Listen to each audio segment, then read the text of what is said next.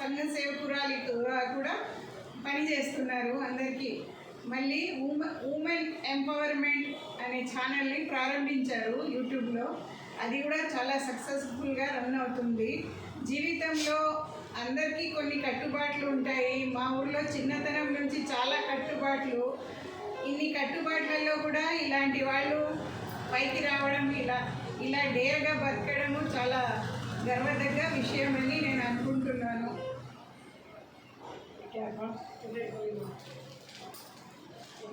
Thank you very much. ఇది నాది మక్కా బహుమానము. మేము తిరుమలకి వచ్చి ఉన్నాము. మా హస్బెండ్ డిఎస్పీ అయితే డ్యూటీ పరంగా వచ్చి ఉన్నాము.